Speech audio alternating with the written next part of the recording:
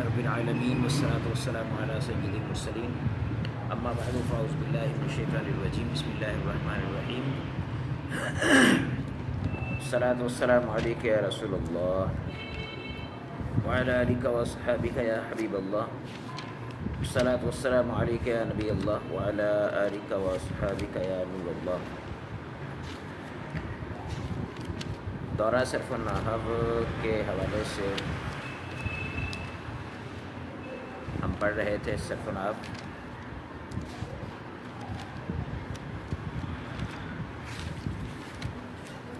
یہ کچھ اسباق ہم نے پڑھ لیے ہیں صرف کے۔ پہلے دن جس دن دورہ کروایا تھا، شروع کیا تھا جس دن ہم نے، مجھے شاید یاد پڑتا ہے کہ میں نے اس دن یہ بات کی تھی کہ جمعے والے دن ہم نہیں پڑھا کریں گے، اور پھر میں نے سوچا کہ چلیں جمعے والے دن کے حوالے سے طلبہ کو بتا بھی دیتے ہیں۔ یہ میں نے پوسٹ کر کے بتا دیا تھا، لیکن یہ یاد رکھے آئندہ بھی آگے بھی جو جمعے آئیں گے نا، جمعے والے دن ہم نہیں پڑھیں گے، کیونکہ یہ ہمارا ٹائم جو ہوتا ہے یہ جمعے کا ٹائم ہوتا ہے،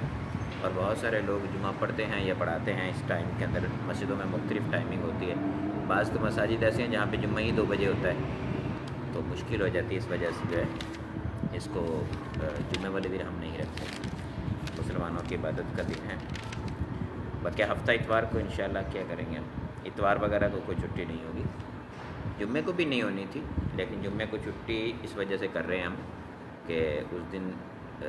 جمعے کی ترکیب ہوتی ہے۔ اس مسجد میں جس میں بیٹھا ہوں، اس مسجد میں بھی تقریباً جمعہ جو ہے وہ 1 بجے ہو جاتا ہے، اس میں تو لوگ فارغ ہو جاتے ہیں، اور لیکن تمام نہیں فارغ ہوتے۔ بسم اللہ الرحمن الرحیم۔ نصاب الصرف کا سبق نمبر 12 ہے، نون تاکید کی تعریف بیان کر رہے ہیں۔ کہتے ہیں وہ نون جو فعل مضارع کے آخر میں آتا ہے اور اس کے معنی میں تاکید پیدا کرتا ہے، اسے نون تاکید کہتے ہیں۔ مضارع کے آخر میں آتا ہے اور تاکید پیدا کرتا ہے، کیونکہ مضارع کے آخر میں اور نون بھی آتے ہیں، مضارع کے آخر میں نون نسواں بھی آتا ہے، مضارع کے آخر میں نون اعرابی بھی آتا ہے، لیکن وہ نون جو مضارع کے آخر میں آتا ہے اور اس میں تاکید پیدا کرتا ہے، اس نون کو نون تاکید کہتے ہیں۔ مثال دے رہے ہیں جیسے لیضربن، ضرور ضرور مارے گا وہ ایک مرد۔ ہاں، یہاں پر لیضربن کے ساتھ جو نون آ رہا ہے نون مشدد، یہ نون تاکید ہے۔ نون تاکید نون مشدد کی صورت میں بھی آتا ہے اور نون مخفف کی صورت میں بھی آتا ہے، یعنی شد کے ساتھ اور بغیر شد کے بھی آتا ہے۔ جو نون شد کے ساتھ آتا ہے اسے نون جو ہے وہ ثقیلہ کہتے ہیں، اور جو شد کے بغیر آتا ہے اسے نون خفیفہ کہتے ہیں۔ نوٹ بیان کر رہے ہیں، کہتے ہیں نون تاکید 2 طرح کا ہوتا ہے، مشدد اور ساکن۔ مشدد کو نون ثقیلہ اور ساکن کو نون خفیفہ کہتے ہیں۔ نون ثقیلہ کے احکام بیان کر رہے ہیں، کہتے ہیں کہ نون ثقیلہ پر 6 صیغوں میں کسرہ آتا ہے، 4 تثنیہ کے صیغے، 2 جمع مؤنث غائب کے اور 1 حاضر کا صیغہ، ٹھیک ہے۔ جیسے لیضربانی، لیضربنانی۔ اب یہ جو 2 صیغے ہیں، اصل مسئلہ یہ ہے کہ وہ صیغے کہ جن میں نون تاکید سے پہلے الف آتی ہے، اس صورت کے اندر نون تاکید جو ہے وہ مکسور ہوتا ہے، اور وہ صورت کہ جن میں نون تاکید سے پہلے کسرہ نہیں آتی ہے، ضمہ آتی ہے یا فتحہ آتی ہے، ان صورتوں میں نون تاکید جو ہے یہ مفتوح ہوتا ہے۔ تو لیضربانی جو ہے اس میں الف تثنیہ کے بعد نون تاکید آ رہا ہے، تو اس صورت کے اندر اس کے ساتھ جو ہے وہ اس کے نیچے کسرہ لے کے آئے ہیں، اور اسی طرح سے لیضربنا جو ہے، یضربنا نون نسواں ہوتا ہے، تو اس کے ساتھ جب نون لگاتے ہیں تو اس میں بھی الف کو داخل کرتے ہیں، تو لیضربانی بنتا ہے، لیضربنانی بنتا ہے، 2 نون آتے ہیں۔ یہ الف جو داخل کرتے ہیں نونوں کے درمیان وقفے کے لیے، یہ الف، اس الف کی وجہ سے بھی اس کے آخر میں کسرہ آتی ہے۔ باقی تمام صیغوں میں فتحہ آتا ہے، جیسے لیضربن، لتضربن، لیضربن، ٹھیک ہے، لتضربن، لأضربن، لنضربن، سبھی کے اندر۔ نون ثقیلہ کا ماقبل 5 حروف مرفوع صیغوں کے اندر مفتوح ہوتا ہے۔ نون ثقیلہ جو ہے اس کے ماقبل کے اندر جو ہوتی ہے، کیا کہتے ہیں، وہ صیغے کہ جن کے اندر ہم 5 صیغے ہیں نا، جن کے اندر وہ ہوتا ہے مرفوع صیغے ہیں جن کے بارے میں ہم نے لم لمہ لام امر وغیرہ میں بھی بحث کی تھی، اور حروف نواسب میں بھی بحث کی تھی کہ جن کے آخر میں مضارع جو ہے وہ اس کو نصب دی جاتی ہے فتح لفظی کے ساتھ، تو وہ صیغے جو ہیں انہی صیغوں کے اندر جب نون تاکید ثقیلہ لگتا ہے تو اس کے آخر کے اندر اس جگہ پہ پھر نون جو ہوتا ہے وہ مضارع جو ہے مضارع کے آخر کو فتح دیتے ہیں۔ یہ مبنی ہونے کی صورت ہے، کیونکہ مضارع کے معرب ہونے کی صورتیں جو بیان کی گئی تھی ان کے اندر یہ بیان کیا گیا تھا کہ مضارع جو ہے وہ مفتوح اس وقت ہوتا ہے، یعنی مضارع معرب اس وقت ہوتا ہے جب نون تاکید ثقیلہ اور نون مؤنث سے خالی ہو۔ جب اس میں نون مؤنث پایا جائے یا نون تاکید ثقیلہ یا خفیفہ پایا جائے تو اس وقت پھر یہ معرب نہیں ہوتا، اس وقت یہ مبنی ہوتا ہے، اور مبنی ہونے کی صورت میں جو ہے اس پر اعراب وغیرہ اثر نہیں کرتے۔ تو اس صورت میں یعنی جب یہ صورت ہوگی تو اس صورت میں ہم کہیں گے کہ یہ اس کے 5 صیغے جو ہوتے ہیں جب ان کے ساتھ نون تاکید ثقیلہ یا خفیفہ لگتا ہے تو یہ مبنی بر فتح ہوتا ہے۔ نون تاکید ثقیلہ کا ماقبل 5 مرفوع صیغوں کے اندر مفتوح ہوتا ہے، جیسے واحد مذکر غائب، واحد مذکر غائب و حاضر، اور واحد مؤنث غائب، واحد جمع متکلم اور واحد متکلم۔ ان میں جیسے لیضربن، لتضربن، لتضربن، لأضربن، لنضربن۔ ایک صیغہ واحد مؤنث حاضر میں مکسور ہوتا ہے، جیسے لتضربن، یہاں پر لتضربین تھا تو نون اعرابی کو بھی گرایا، وہاں پہ جو یا موجود تھی اس کو بھی گرایا، تو یا کی طرف کوئی مشعر ہونا چاہیے تھا، مخبر ہونا چاہیے تھا جو یا کے بارے میں خبر دیتا، تو یا کے حذف کے بارے میں تو اس کے لیے کسرہ چھوڑی ہے۔ تو لتضربن جو ہے یہ واحد مؤنث حاضر کا صیغہ جو ہے اس کے اندر نون ثقیلہ جو ہے اس کا ماقبل مکسور ہوتا ہے۔ 2 صیغوں جمع مذکر غائب و حاضر میں مضموم ہوتا ہے، جیسے لیضربن، یہاں پر واو جمع محذوف ہوتی ہے، نون اعرابی بھی گرتا ہے اور اس کے ساتھ ساتھ جو مضارع کے آخر میں واو جمع ہوتی ہے وہ بھی گرتی ہے، تو اس پر اشعار کرنے کے لیے، اس کی خبر دینے کے لیے، اس کے بارے میں بتانے کے لیے، اس کے بارے میں قرینہ انڈیکیٹر دینے کے لیے جو ہے وہاں پر دمہ لگایا جاتا ہے۔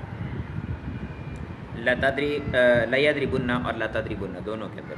اور 6 صیغوں 4 تثنیہ اور 2 مؤنث جمع مؤنث غائب و حاضر، اس کے اندر جمع مؤنث غائب و حاضر میں نون تاکید ثقیلہ جو ہے اس کا ماقبل الف ہوتا ہے جو ہمیشہ ساکن ہوتا ہے، جیسے لیضربانی ہے، اور لیضربانی، لتضربانی، لتضربانی، اور 3 لتضربانی ہیں اور 1 لیضربانی ہے، 4 ہوئے، اور 1 لیضربنانی ہے اور 1 لتضربنانی ہے، 2 مؤنث جمع کے جو صیغے ہیں یہ دونوں ملا کر 6 ہو گئے۔ 6 صیغوں کے اندر ان کا ماقبل الف ساکن ہوتا ہے، الف ہمیشہ ساکن ہی ہوتا ہے۔ ویسے نون تاکید ثقیلہ کے فعل مضارع پر داخل ہونے کے سبب اس میں درجہ ذیل تبدیلیاں واقع ہوتی ہیں، یعنی نون تاکید ثقیلہ مضارع پر داخل ہوتا ہے تو اس صورت میں اس میں یہ تبدیلیاں واقع ہوتی ہیں۔ بعض اوقات اصل میں درست طریقہ تو یہی ہے کہ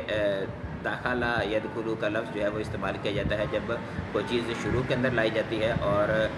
لاحق یلحق، لاحق ہونا، اس کا لفظ استعمال کیا جاتا ہے جب آخر میں کوئی چیز آتی ہے۔ نون تاکید ثقیلہ مضارع کے آخر میں آتا ہے، شروع میں نہیں آتا، اس وجہ سے لحوق کہنا چاہیے تھا، لیکن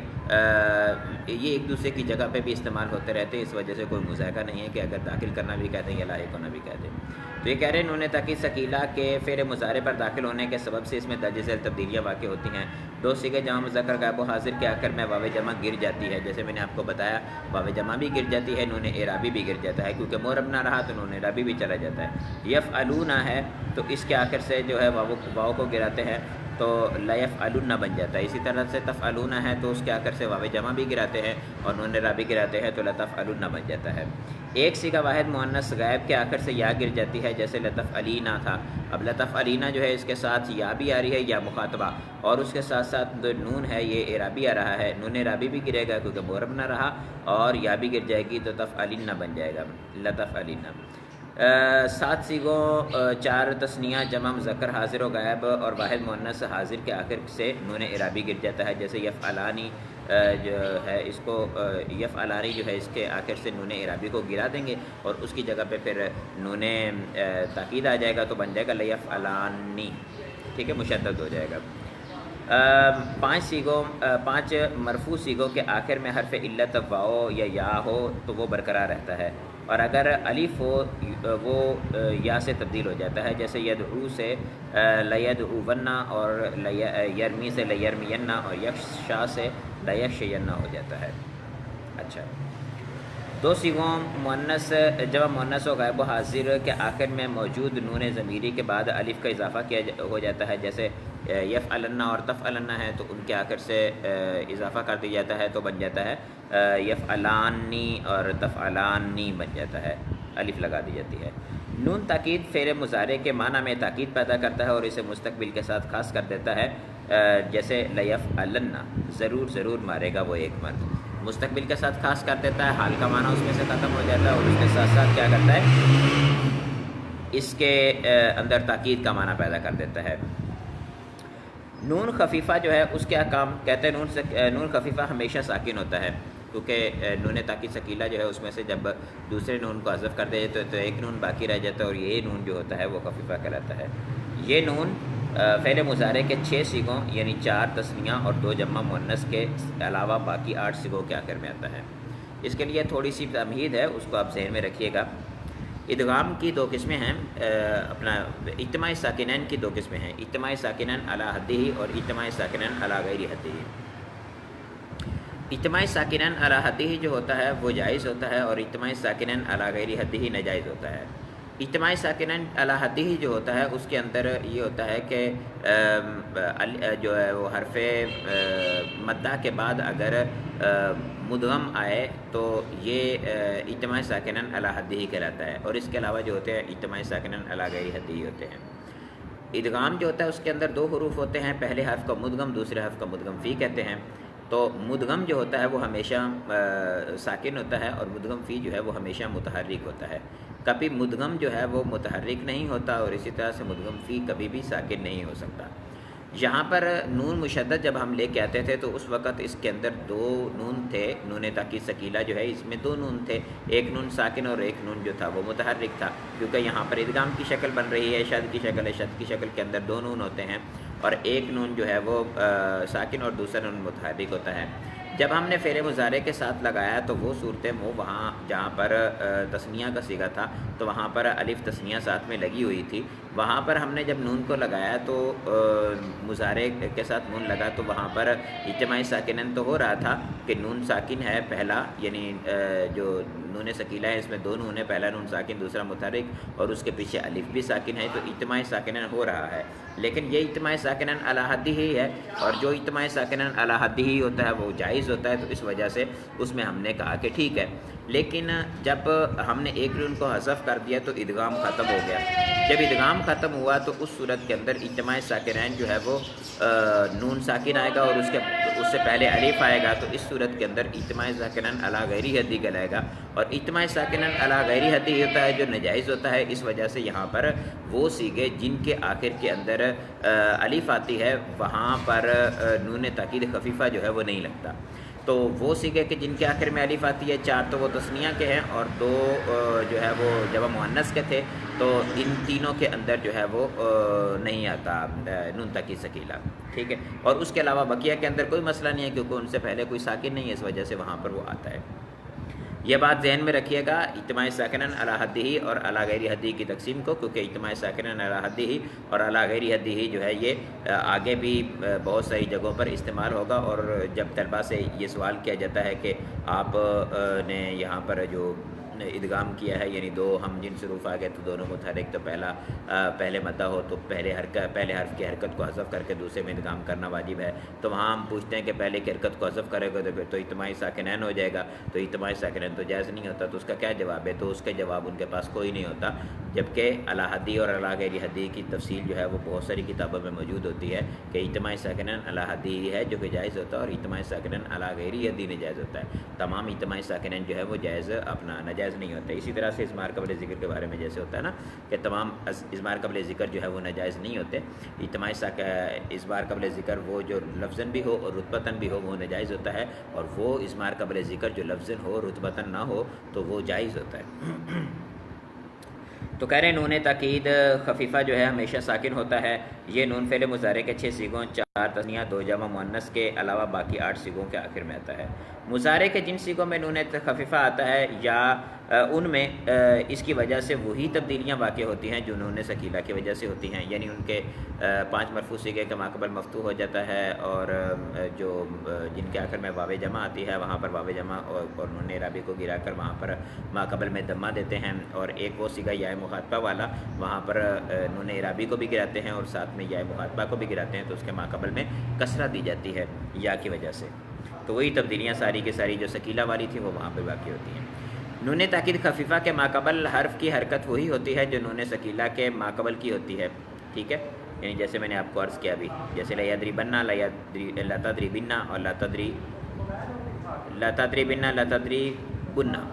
ٹھیک ہے۔ فائدہ بیان کر رہے ہیں، کہتے ہیں فعل مضارع کے آخر میں نون تاکید ہو تو اس کے شروع میں لام تاکید مفتوح یا لفظ اما آتا ہے۔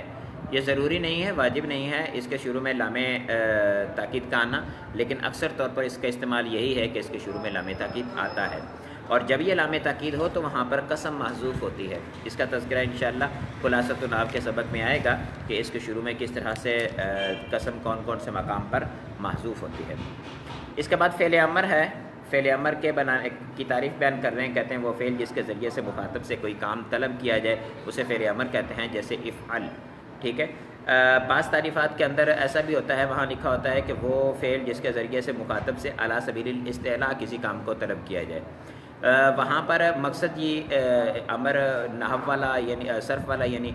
صرف اس کا صیغہ بیان کرنا مقصود نہیں ہوتا، یہ بلکہ مقصود یہ ہوتا ہے کہ امر ہم کس کو کہیں گے، کیونکہ امر کی تقسیم کر دیتے ہیں کہ اگر ہم علی سبیل الاستعلاء کسی سے کوئی بات کام طلب کرتے ہیں، یعنی ہم اس سے بڑے ہیں مرتبے میں اور اس سے ہم چھوٹا ہونے کی وجہ سے اس سے بات کو طلب کرتے ہیں، تو اس صورت کے اندر امر کہلاتا ہے، اور اگر وہ ہم سے بڑا ہے اور ہم اس کی بارگاہ میں عرض کرتے ہیں تو اس کو عرض کہیں گے، اس کو امر نہیں کہیں گے، اور اگر ہم دونوں برابر مرتبے کے ہیں تو اس صورت میں التماس ہوگا، نہ کہ امر ہوگا اور نہ ہی عرض ہوگی۔ لیکن کیونکہ جو اپنا ہے صرف میں تو چونکہ بات جو ہے وہ کلمے کے صیغے کے اعتبار سے کرنی ہے، تو کلمے کے صیغے کے اعتبار سے تو وہ عرض ہو یا اس صورت میں وہ اپنا التماس ہو، بہر صورت جو ہے ان کا عمل ایک سا ہی ہوگا، اس میں کوئی فرق نہیں ہوگا۔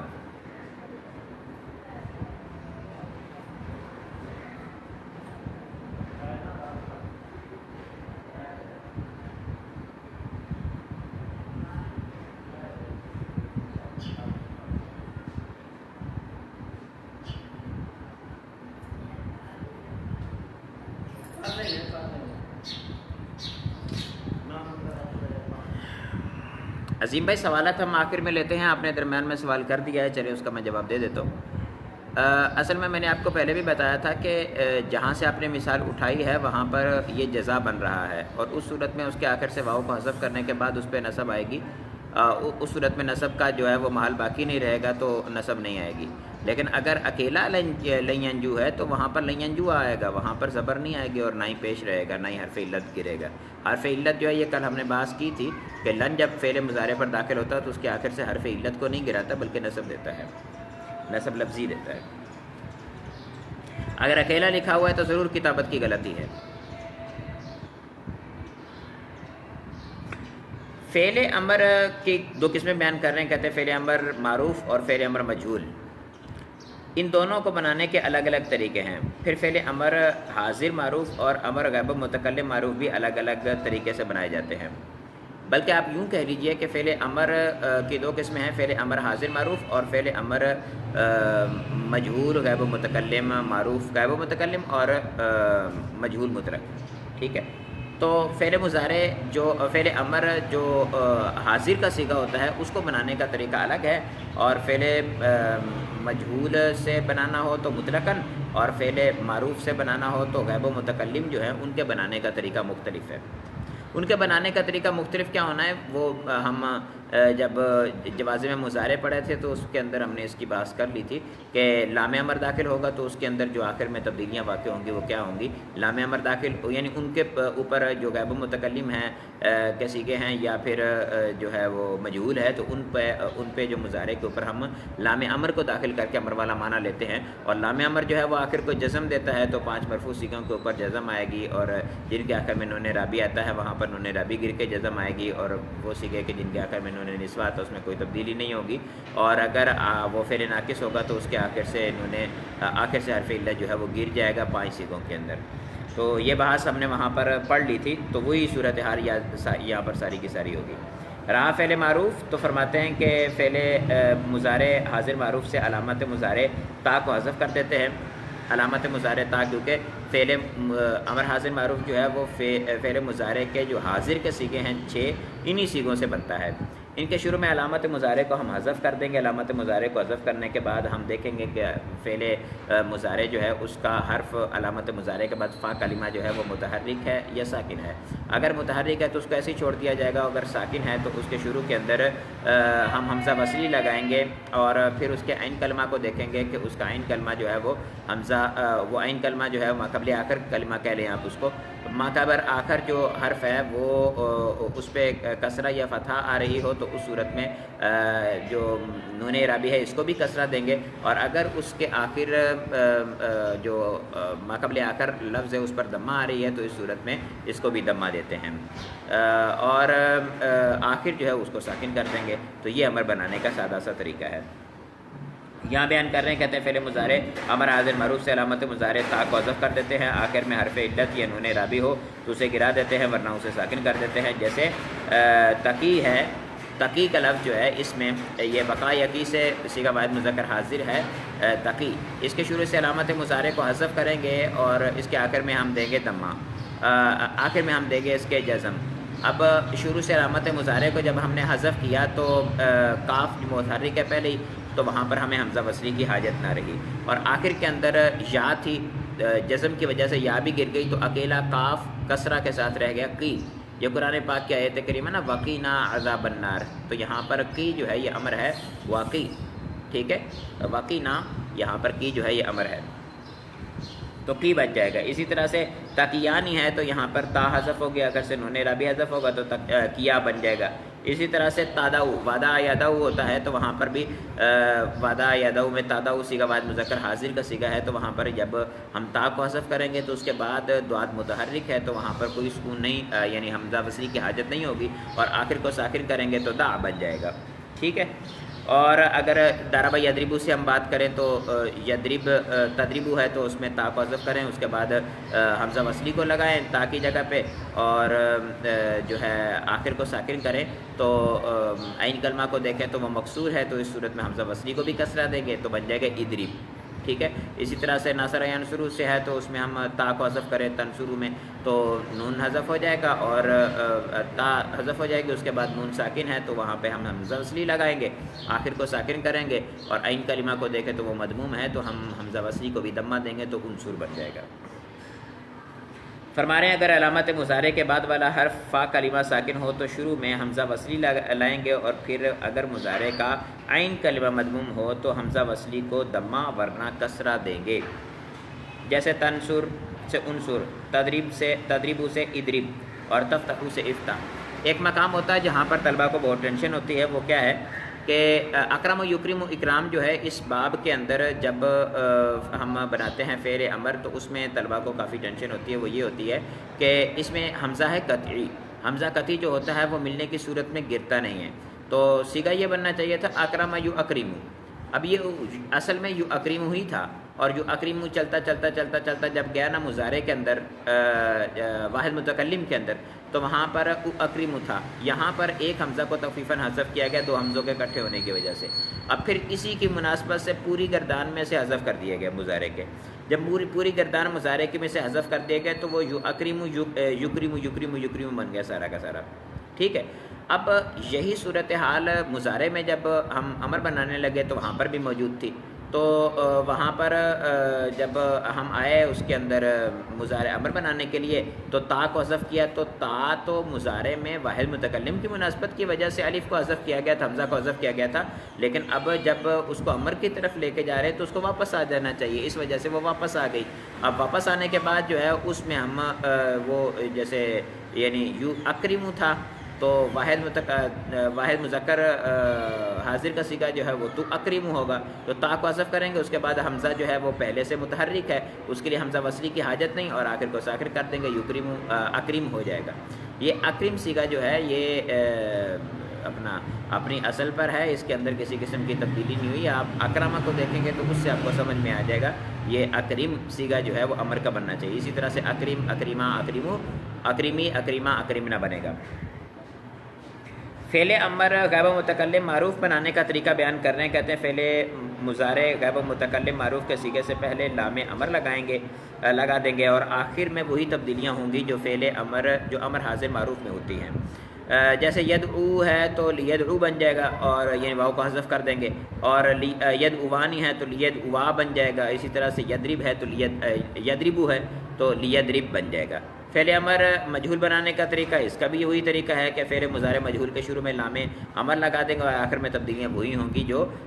جزم کی صورت میں گزر چکی ہیں. دعا یدعو ہے تو لیدعا بن جائے گا. یدعا سے لیدعا بن جائے گا. یدربانی سے لیدربا بن جائے گا. نون اعرابی گر جائے گا اور پہلے کے اندر حرف علت گر جائے گا. نوٹ: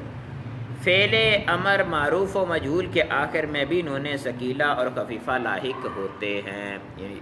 اگر آپ کرنا چاہیں تو اس صورت میں لگ سکتے ہیں لیکن اس کے ساتھ لام تاکید نہیں لگے گا شروع کے اندر. جیسے ادرب ہے تو ادربنا کر سکتے ہیں. ادربنا اور ادربانی، ادربنا، ادربنا، ادربانی، ادربنان، اور اسی طرح سے خفیفہ بھی لگا سکتے ہیں. اس کے بعد ہے سبق نمبر 14 فعل نہیں. فعل نہیں کی تعریف بیان کر رہے ہیں. کہتے ہیں وہ فعل جس کے ذریعے سے کسی کو کسی کام سے روکا جائے. جیسے لا تفعل، تو مت کر. اسی میں پھر میں وہی عرض کروں گا مضارع اپنا اس کے اعتبار سے بلاغت کے اعتبار سے اس کی پھر 3 قسمیں کی جاتی ہیں لیکن صرف کے اندر ہم اس کی کوئی قسم نہیں کرتے. علی سبیل الاستعلاء کی جو قید ہے وہ بھی نہیں لگاتے. بعض لوگ صرف کے اندر بھی علی سبیل الاستعلاء کی قید لگا دیتے ہیں لیکن صرف کے اندر علی سبیل الاستعلاء لگانے کی حاجت نہیں ہے کیونکہ یہاں پر صرف مقصد جو ہوتا ہے وہ صیغے کو بیان کرنا ہے. اس کی شکل و صورت اور اس کے کلمے کے حرکات و سکنات کے اعتبار سے جو اس کی شکل بنتی ہے اس کو بیان کرنا مقصود ہوتا ہے. وہ علی سبیل الاستعلاء ہو یا عرض کے اعتبار سے ہو یا علی سبیل الالتماس ہو، سب کی صورتوں میں وہ حاصل ہو جائے گی. تو فعل نہیں وہ فعل جس کے ذریعے سے کسی کو کسی کام سے روکا جائے. جیسے لا تفعل، نہ کر تو ایک مرتبہ. کہتے ہیں اس کی بھی 2 قسمیں ہیں، فعل نہیں معروف اور فعل نہیں مجہول. فعل نہیں معروف ہو یا فعل نہیں مجہول ہو، بہر صورت اس میں کوئی فرق نہیں ہوتا. یعنی نہیں بنانے کے لیے ہمیں کیا ہوتا ہے، فعل مضارع کا صیغہ پکڑیں گے، اس کے اوپر لام نہیں داخل، لائے نہیں داخل کر دیں گے اور لائے نہیں جو ہوگا وہ اس کے اندر وہی تبدیلیاں کرے گا جو جزم کی صورت پہ ہوتی ہیں. اور جزم والی ساری صورتوں میں جو ہے وہ نون اعرابی کا گرنا، حرف علت کا گرنا یا اس کے آخر میں جزم کا آنا، یہ سب صورتیں جو ہیں وہ اس کے اندر پائی جائیں گی صیغے کے اندر. اور جہاں پر کچھ عمل نہیں کرے گا تو وہاں کچھ عمل بھی نہیں کرے گا. اسی طرح سے نون ثقیلہ کو نہیں کے آخر میں بھی لگائے جا سکتے ہیں. فعل نہیں معروف بنانے کا طریقہ کہتے ہیں فعل مضارع معروف کے شروع میں لائے نہیں لگانے سے فعل نہیں معروف بن جاتا ہے. جیسے تفعلو سے لا تفعل، ٹھیک ہے. مجہول بنانے کا طریقہ یفعلو سے لا یفعل، ٹھیک ہے. تنبیہ بیان کر رہے ہیں، کہتے ہیں لائے نہیں فعل مضارع پر داخل ہو کر اس میں 2 طرح کی تبدیلی کرتا ہے، لفظی اور مانوی. مانوی تبدیلی کیا کرتا ہے، اس کو نہیں کے معنی میں لے جاتا ہے. لفظی تبدیلی کیا کرتا ہے، لائے نہیں فعل مضارع پر داخل ہو کر لفظی عمل وہی کرتا ہے جو لفظ لم کرتا ہے. یعنی 5 صیغوں 5 مرفوع صیغوں کو جزم دیتا ہے. جیسے تفعلو سے لا تفعل، اور اگر ان 5 صیغوں کے آخر میں حرف علت ہو تو اسے بھی گرا دیتا ہے. جیسے یدعو سے لا یدعو. اور اگر 7 صیغوں کے آخر میں نون اعرابی کو گرا دیتا ہے. جیسے یفعلانی سے لا یفعلا. اور 2 صیغے جب مذکر غائب متکلم کے میں مبنی ہوتے ہیں تو ان میں کوئی لفظ عمل نہیں کرتا. جیسے یفعلنا سے لا یفعلنا، لا یفعلنا. اور لائے نہیں کا عمل مانوی کیا ہے، وہی ہے کہ اس میں معنی نہیں کا پیدا کر دیتا ہے. بالکل آسان اسباق ہے. اگر آپ نے پچھلا سبق جو ہے وہ اس کو دیکھا ہو تو اس کے اندر بڑی تفصیل کے ساتھ اس سے بحث ہو چکی ہے کہ یہ کس طرح سے مانوی طور پر بھی عمل کرتے ہیں اور لفظی طور پر عمل کرتے ہیں. اسماء مشتقہ کا بیان ہے.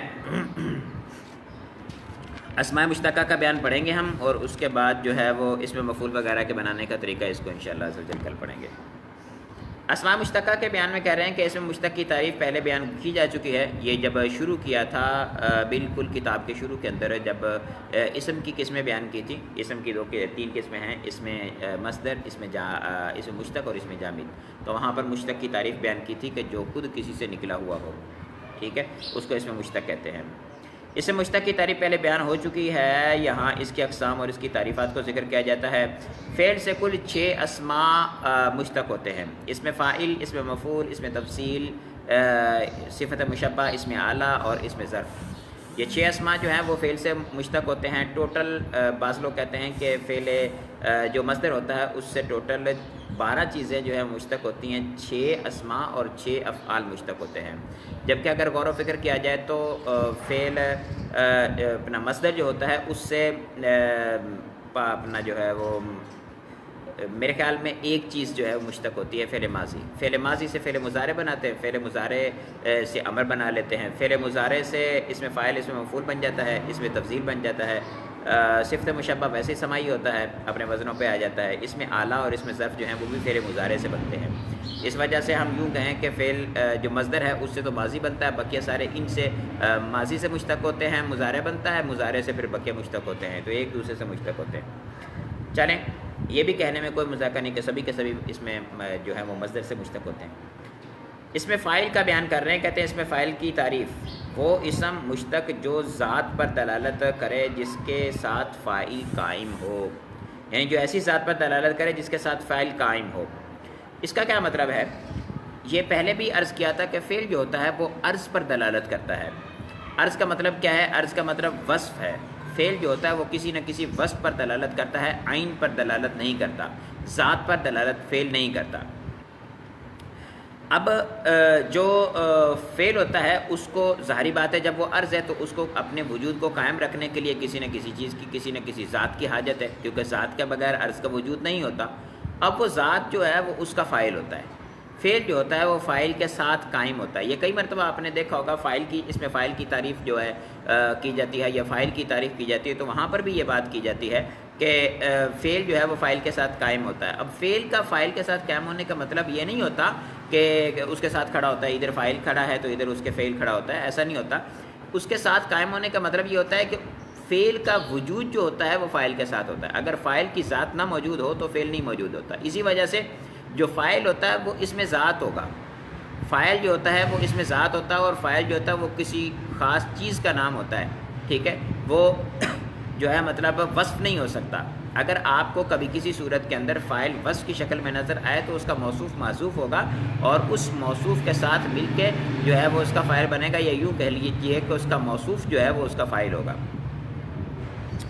تو یہاں پر کہہ رہے ہیں, اب ہم نے کہا کہ ضرب زید, زید نے مارا. اب اس مثال کے اندر آپ دیکھیں تو زید جو ہے اس کے اندر ضرب کی صفت پائی جا رہی ہے. تو ضرب کی صفت پائی جانے کی وجہ سے ضرب کے فعل کو کرنے والا زید ہے. جب ضرب کے فعل کو کرنے والا زید ہے تو زید کے ذریعے سے اس کا قیام ہوا ہے, زید کے ساتھ اس کا قیام ہے ضرب کے فعل کا. تو زید پر دلالت کرنے کے لیے, یعنی ضرب کا فعل کرنے والا ہے, اس معنی پر دلالت کرنے کے لیے جو صیغہ ہم بنائیں گے اس صیغہ کو کہیں گے اس میں فاعل.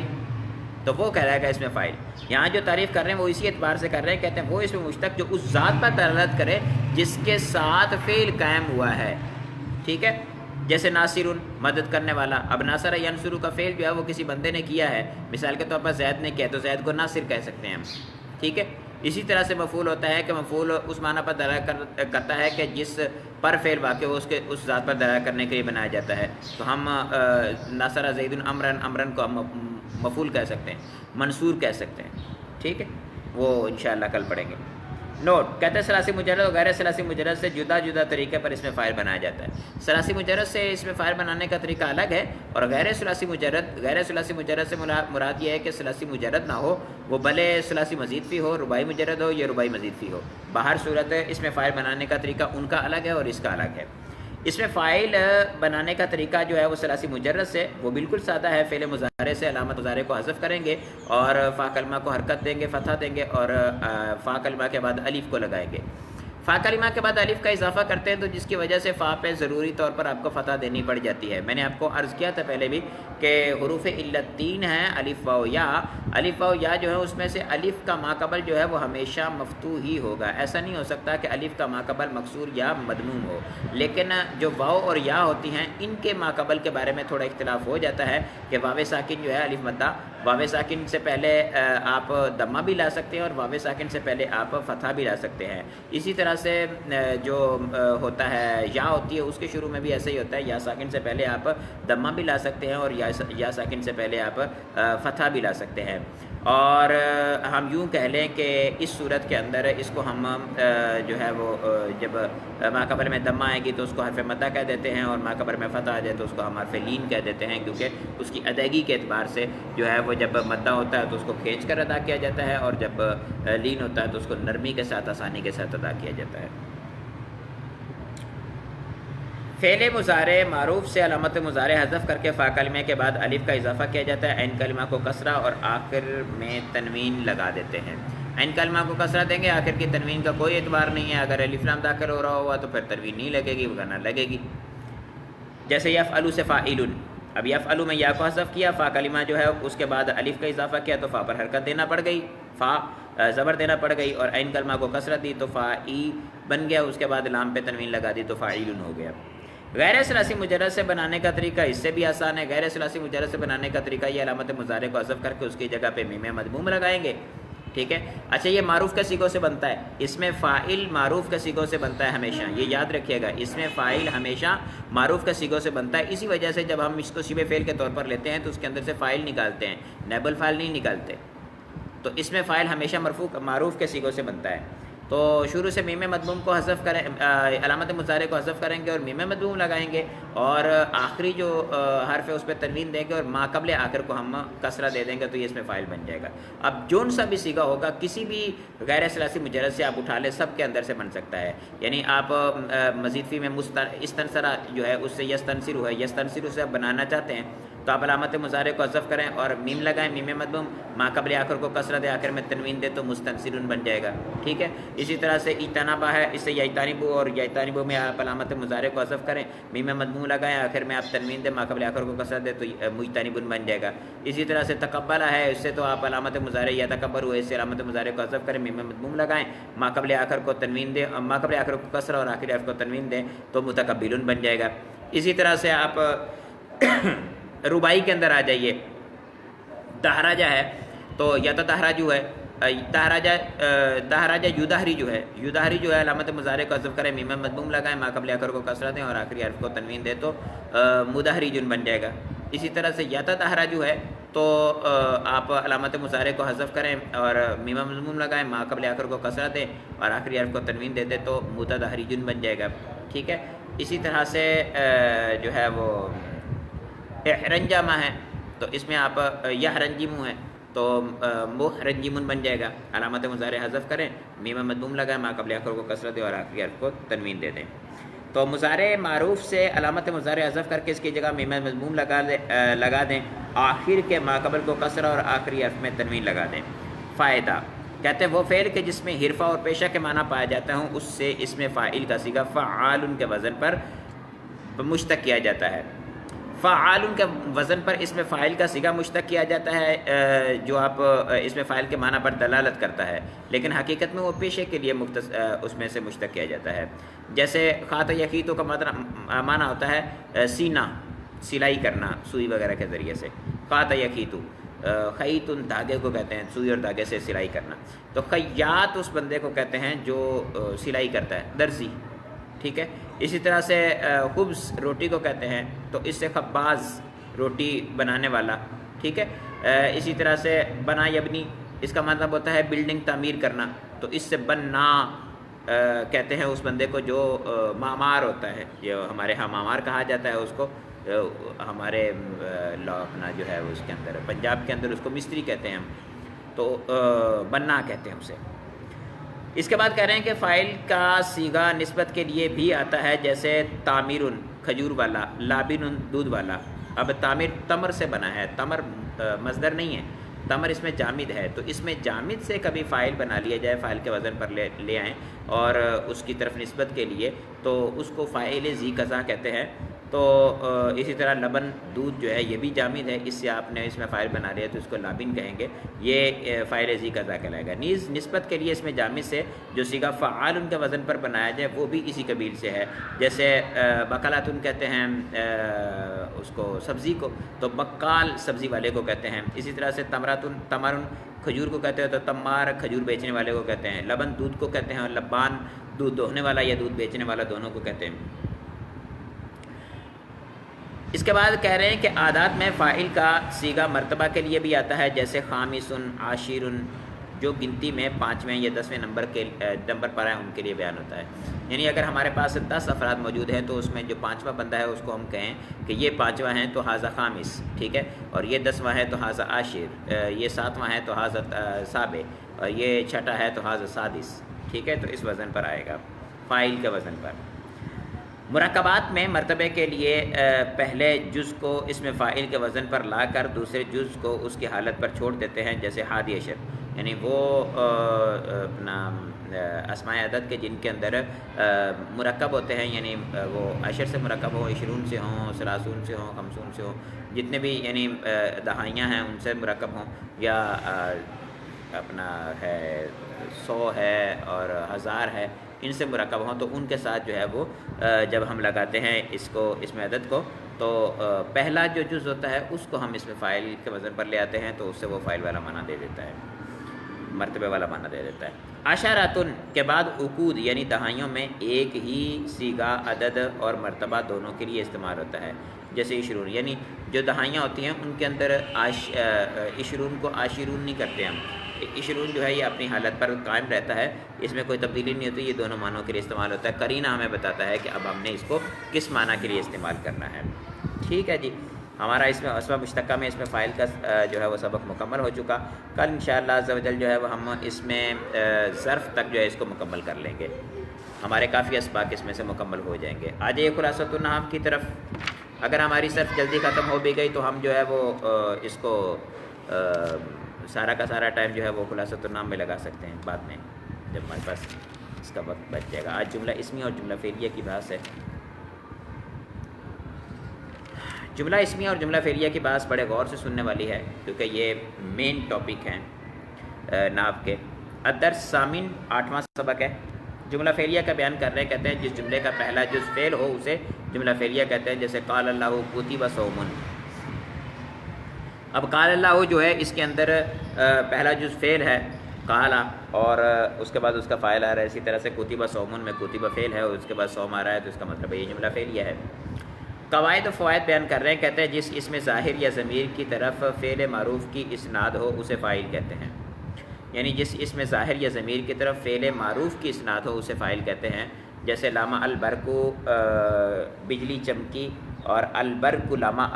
بجلی چمکی۔ اب اس میں پہلی مثال جو ہے اس میں لامع البرق جو ہے لمع فعل ہے اور اس کے بعد البرق اس کا فاعل آ رہا ہے، اسی طرح سے البرق لمع جو ہے اس میں البرق مبتدا ہے اور لمع فعل ہے، اس کے اندر ہوا ضمیر ہے جو البرق کی طرف لوٹ رہی ہے، وہ اس کا فاعل بن رہی ہے۔ یعنی انہوں نے کہا تھا نا کہ وہ اسم جو ظاہر یا ضمیر کی طرف فعل معروف کی اسناد ہو اسے فاعل کہتے ہیں۔ اچھا، فاعل اور نائب الفاعل، آگے نائب الفاعل کی بھی تعریف آ رہی ہے۔ فاعل اور نائب الفاعل کبھی بھی فعل سے یا شبہ فعل سے مقدم نہیں ہو سکتے، ہمیشہ بعد میں ہی آئیں گے، کبھی بھی مقدم نہیں ہو سکتے، اس کی شذوذ کی صورتیں بھی کوئی نہیں۔ کہتے ہیں کہ جس اسم کی طرف فعل مجہول کی اسناد ہو اسے نائب الفاعل کہتے ہیں، جیسے سمع الصوت سمع۔ اب سمع الصوت جو ہے اس میں سمع فعل مجہول ہے، تو الصوت جو اس کے بعد آ رہا ہے حالت رفعی کے اندر، اس کو ہم اس کا نائب الفاعل بنائیں گے۔ اسی طرح سے الصوت سمع، اس میں الصوت مبتدا ہو جائے گا اور سمع فعل اس میں ہوا ضمیر، اس کا نائب الفاعل راجع بسوئے صوت ہو جائے گا، یعنی صوت کی طرف لوٹے گی۔ اس کے بعد فرما رہے ہیں کہ فعل کے بعد اگر کوئی ایسا اسم ہو جو فاعل یا نائب الفاعل بن سکتا ہو تو وہی فاعل یا نائب الفاعل ہوگا، یعنی اس کے بعد کوئی ایسا اسم ہو جو اس بات کی صلاحیت رکھتا ہے کہ وہ اس کا فاعل یا نائب الفاعل بن سکتا ہے، تو اسی کو فاعل یا نائب الفاعل بنا لیں گے، وگرنہ کیا کریں گے، پھر ہم کو ضمیر نکالیں گے جو ماقبل کی طرف لوٹائیں گے، ٹھیک ہے، ورنہ فعل میں موجود ضمیر کو فاعل یا نائب الفاعل بنائیں گے۔ جیسے زید الناصرہ، اب اس مثال میں زید الناصرہ ہے، زید پہلے آ گیا، ناصرہ کے بعد تو کوئی ہے ہی نہیں جو فعل معروف ہے تو اس کا فاعل بنے، تو اس صورت کے اندر اس کے اندر سے ہم ضمیر نکال لیں گے، ہوا ضمیر مستتر، جس کو ہم زید کی طرف لوٹا دیں گے۔ اسی طرح سے زید النصیرہ، اب اس مثال کے اندر زید ہے اور اس کے بعد نصیرہ فعل مجہول آ رہا ہے، فعل مجہول جو ہوتا ہے اس کے لیے ہمیں چاہیے نائب الفاعل، اور نائب الفاعل موجود نہیں ہے تو ہم اس کے اندر سے ضمیر نکال لیں گے جو اس کا نائب الفاعل بنے گی۔ اس کے بعد فرما رہے ہیں فاعل اور نائب الفاعل دونوں ہمیشہ مرفوع ہوتے ہیں۔ شاہدہ، کفا جو ہے اس کا فاعل جو ہے اس پر حرف جر با داخل ہوتا ہے، کفا باللہ شہیدہ، اب اس مثال کے اندر کفا جو ہے اس کا فاعل ہے باللہ، یہ ایک شاذ صورت ہے، اس کے علاوہ ایسا نہیں ہوتا۔ فاعل اور نائب الفاعل دونوں ہمیشہ مرفوع ہوتے ہیں۔ فاعل اور نائب الفاعل اس میں ظاہر ہو تو فعل ہمیشہ واحد آتا ہے، جیسے قام ولد، قام ولدانی، قام اولاد۔ اب فعل ہے جو اپنا اس کا فاعل اس میں ظاہر آ رہا ہے، ولد ولدانی اولاد، اب وہ واحد ہو، تثنیہ ہو، جمع ہو، باہر صورت فعل ہمیشہ واحد آئے گا، یعنی واحد کا صیغہ آئے گا۔ اور ضمیر ہو تو فعل اس ضمیر کے مرجع کے مطابق ہوتا ہے، جیسے الولد نصر، الولدان نصرا، اولاد سرو۔ اب الولد نصرا جو ہے اس میں الولد مذکر واحد مذکر ہے تو اسی کا واحد مذکر غائب لایا گیا، اور اس سے ہوا ضمیر ہے جو لوٹائی گئی ہے الولد کی طرف۔ اسی طرح سے الولدان نصرا جو ہے اس مثال کے اندر الولدان تثنیہ کا صیغہ ہے، اور نصرا جو ہے اس کے ساتھ الف تثنیہ لگی ہوئی ہے جو لوٹ رہی ہے الولدا کی طرف، الولدانی کی طرف۔ اسی طرح سے الاولاد نصرو، اس مثال میں الاولاد مبتدا ہے تو نصرو فعل، اس میں واو ضمیر جو آ رہی ہے آگے یہ اس کا فاعل بن رہی ہے جو لوٹ رہی ہے الاولاد کی طرف، جمع کی ضمیر ہے، جمع مذکر غائب کی۔ اس کے بعد اس میں کچھ تبدیلی بھی ہوتی ہے، بعض اوقات ایسا ہوتا ہے کہ آپ ماقبل میں کچھ اور ہے اور جو ضمیر ہے وہ کسی اور چیز کی جا رہی ہوتی ہے، تو اس حوالے سے قواعد بھی ذکر کر رہے ہیں تاکہ آپ کو ٹینشن نہ ہو۔ کہتے ہیں فاعل یا نائب الفاعل مؤنث لفظی ہو یا اس میں جمع ہو یا جمع مکسر ہو تو فعل کو مذکر اور مؤنث دونوں طرح سے لا سکتے ہیں، جیسے طلع شمس، نصر قوم، جاء رجال۔ اب دیکھیں یہاں پر کہتے ہیں کہ فاعل یا نائب الفاعل مؤنث لفظی ہو، مؤنث لفظی ہونے کا مطلب وہ پیچھے جو ہم نے پڑھا تھا وہ مؤنث جو مؤنث حقیقی نہ ہو، ٹھیک ہے۔ اب اس میں علامت تانیث لفظاً پائی جائے بھلے نہ پائی جائے، وہ مؤنث لفظی کہلائے گا۔ تو فرماتے ہیں کہ مؤنث لفظی فاعل یا نائب الفاعل مؤنث لفظی ہو یا اس میں جمع ہو، اس میں جمع بھی ہم نے وہاں پر پڑھا تھا، اس میں جمع اس اسم کو کہتے ہیں کہ جس میں جمع کا معنی پایا جاتا ہے لیکن وہ کسی واحد سے جمع بنی ہوئی نہیں ہوتی ہے۔ اسی طرح سے جمع مکسر ہو، تین چیزیں، مؤنث لفظی، اس میں جمع یا جمع مکسر ہو تو فعل کو مذکر اور مؤنث دونوں طرح سے لا سکتے ہیں، جیسے طلع شمس، طلعت الشمس بھی لا سکتے ہیں۔ اسی طرح سے نصر قوم، نصرت قوم بھی لا سکتے ہیں۔ اسی طرح جاء رجال، جاءت رجال بھی لا سکتے ہیں۔ تو فعل کو مذکر اور مؤنث دونوں طرح سے لا سکتے ہیں۔ اس کے بعد کہہ رہے ہیں کہ مفعول عموماً فعل اور فاعل کے بعد آتا ہے، یعنی جو عربی زبان ہے اس کے اندر ترتیب یہ ہے کلام کی کہ جیسے اردو ہوتا ہے ہمارے ہاں، تو اردو کے اندر ہم سب سے پہلے فاعل کو لاتے ہیں، پھر مفعول کو لاتے ہیں اور پھر فعل کو لاتے ہیں۔ جیسے زید نے روٹی کھائی، اب زید پہلے آیا اور روٹی، زید فاعل ہے وہ پہلے آیا، پھر روٹی مفعول ہے تو وہ اس کے بعد آیا، تو کھانا فعل ہے وہ سب سے آخر میں آئے گا۔ عربی زبان میں اس کا الٹ ہوتا ہے، سب سے پہلے فعل آتا ہے، پھر فاعل آتا ہے، پھر مفعول آتا ہے، ٹھیک ہے۔ تو ہم عربی زبان میں اگر بات کریں گے تو ہم کہیں گے اکل زید خبزا، زید نے روٹی کھائی۔ یہاں کہہ رہے ہیں کہ مفعول عموماً فعل اور فاعل کے بعد آتا ہے، یعنی پہلے فعل پھر فاعل پھر مفعول آتا ہے، جیسے اکل زید خبزا، یہاں پر بھی یہی مثال دی ہوئی ہے۔ اور کبھی ان سے پہلے بھی آ جاتا ہے، جیسے خبزا اکل زید، اب اس مثال کے اندر خبزا جو ہے یہ پہلے آ گیا اور اکلا جو ہے اس کے بعد آ گیا اور زید جو ہے سب سے آخر میں آ گیا۔ لیکن فاعل کبھی فعل سے پہلے نہیں آ سکتا، جو میں نے ابھی آپ کو بات سمجھائی کہ اس میں تو شاذ کی بھی صورت کبھی ہم نے نہیں دیکھی کہ فعل جو ہے وہ بعد میں آ رہا اور اس کا فاعل جو ہے اس سے پہلے آ رہا ہو۔ فاعل اور نائب الفاعل کبھی مضاف یا موصوف بھی ہوتا ہے، جیسے ضرب ولد زید، جو ہے زید کے بیٹے نے مارا۔ اب اس مثال کے اندر جو ہے ولد یہ ضربہ کا فاعل بن رہا ہے، تو ضربہ فعل، ولد جو ہے اس کا فاعل اور زید ولد کے لیے مضاف الیہ مرکب اضافی، جملہ فعلیہ خبریہ ہو جائے گا فعل اپنے فاعل سے مل کر۔ الدرس التاسع، نواں سبق ہے جملہ اسمیہ کے بارے میں۔ جس طرح جملہ فعلیہ والا اہم تھا اسی طرح سے جملہ اسمیہ والا بھی اہم ہے۔ ہم نے پڑھی تھی تعریف جس میں ہم نے کہا تھا کہ کلمہ کے آخر کے احوال کو جاننے کے لیے ایسا علم جس میں ایسے قواعد کو بیان کیا جاتا ہے کہ جس کے ذریعے سے کلمہ کے آخر کے احوال کو جانا جاتا ہے اور ایک کلمے کو دوسرے کلمے کے ساتھ ملانے کے قواعد معلوم ہوتے ہیں، طریقہ معلوم ہوتا ہے۔ تو یہاں پر جو ہے وہ اس کے ایک دوسرے کے ساتھ ملانے کے قواعد یہ جملہ اسمیہ اور جملہ فعلیہ کے اندر ہی ہوتے ہیں۔ جملہ اسمیہ جملہ فعلیہ دو ہی جملے ہوتے ہیں، ان میں انشائیہ اور جو ہے وہ خبریہ بن جاتے ہیں، پھر آگے تقسیم وغیرہ، یعنی بنیاد ان کی یہی ہوتی ہے جملہ اسمیہ اور جملہ فعلیہ، جو ایک کلمے کو دوسرے کلمے کے ساتھ ملانے کی ترکیب ہے۔ اس میں پھر آگے جو آتے ہیں نا، اس میں فاعل کا مال، اس میں مفعول کا مال، مصدر کا مال، صفت مشبہ کا مال، وہ ساری صورتیں جو ہیں وہ ساری کی ساری کا تعلق انہی کے ساتھ ہوتا ہے، کیونکہ وہ سارے کے سارے ہوتے ہیں شبہ فعل، اور شبہ فعل سے مل کر شبہ جملہ اسمیہ بنتا ہے، جملہ اسمیہ نہیں بنتا، اور شبہ جملہ اسمیہ جو ہوتا ہے وہ کلام کا جز بنتا ہے، اس وجہ سے سوائے مبتدا کی قسم ثانی کے، مبتدا کی قسم ثانی الگ ہے، وہ بھی جملہ اسمیہ ہی ہے مبتدا خبر والا۔ جس جملے کا پہلا جز اسم ہو اسے جملہ اسمیہ کہتے ہیں، جیسے اللہ کریم، اس میں اللہ اسم جلال مبتدا ہے اور کریم خبر ہے، مبتدا خبر جملہ اسمیہ ہو جائے گا۔ قواعد و فوائد بیان کر رہے ہیں، کہتے ہیں کہ جملہ اسمیہ کے پہلے جز کو مبتدا یا مسند الیہ کہتے ہیں، اور دوسرے جز کو مبتدا یعنی مبتدا کی خبر یا مسند کہتے ہیں۔ اس میں اب یوں ذہن میں رکھیے کہ ہم نے یہ کہا تھا، تعریف یہ پڑھی تھی، اچھا اسناد کی تعریف ہم نے نہیں پڑھی، ٹھیک ہے۔ مسند اور مسند الیہ جو ہے ان میں پہلے اسناد کی تعریف ہم پڑھ لیتے ہیں۔ اسناد کہتے ہیں ایک چیز کی دوسری چیز کی طرف نسبت کرنا، بعین طور کہ ایک چیز کی دوسری چیز کی طرف نسبت کرنا اس حیثیت سے کہ مخاطب کو پوری بات سمجھ میں آ جائے اور مخاطب کو فائدہ تامہ حاصل ہو، یہ اسناد تام کی تعریف ہے۔ اب مخاطب کو پوری بات سمجھ آ جائے اور مخاطب جو ہے اس کو فائدہ تامہ حاصل ہو، یہ تعریف ہو گئی اسناد کی۔ اب اس میں ہم نے کہا کہ ایک چیز کی دوسری چیز کی طرف نسبت کی جائے، اس کو اسناد کہتے ہیں۔ تو یعنی ایک چیز کی دوسری چیز کی طرف نسبت کی جائے گی، جس کی نسبت کی جائے گی اس کو مسند کہیں گے، جس کی طرف کی جائے گی اس کو مسند الیہ کہیں گے۔ جملہ فعلیہ کے اندر بات ہوئی تو وہاں پر بھی تھا کہ ایک چیز کی نسبت دوسری چیز کی طرف کی جا رہی تھی، جس کی جا رہی تھی اس کو مسند کہیں گے، جس کی طرف کی جا رہی تھی اس کو مسند الیہ کہیں گے۔ تو وہاں پر فعل کی نسبت کی جا رہی تھی اور فاعل کی طرف کی جا رہی تھی، تو فعل کو مسند کہیں گے اور فاعل کو مسند الیہ کہیں گے۔ اسی طرح سے جو جملہ اسمیہ ہے اس کے اندر دیکھیں تو یہاں پر بھی مبتدا کی خبر کی نسبت کی جاتی ہے اور مبتدا کی طرف کی جاتی ہے، تو خبر کو مسند بھی یا محکوم علیہ یا مسند کہیں گے، اور جو محکوم الیہ بلکہ محکوم بھی، اور جو ہے مبتدا اس کو ہم مسند الیہ یا ہم محکوم علیہ یا پھر جو ہے وہ مسند الیہ اور محکوم علیہ دو ہی اس کے لیے لفظ استعمال ہوتے ہیں، یہ کہتے ہیں۔ اب اس اعتبار سے انہوں نے یہاں پر استاد صاحب نے استعمال فرمایا، انہوں نے فرمایا کہ جملہ اسمیہ جو ہے اس میں پہلے جز کو پہلا اسم ہو تو اسے جملہ اسمیہ کہتے ہیں، جملہ اسمیہ کے پہلے جز کو مبتدا اور دوسرے کو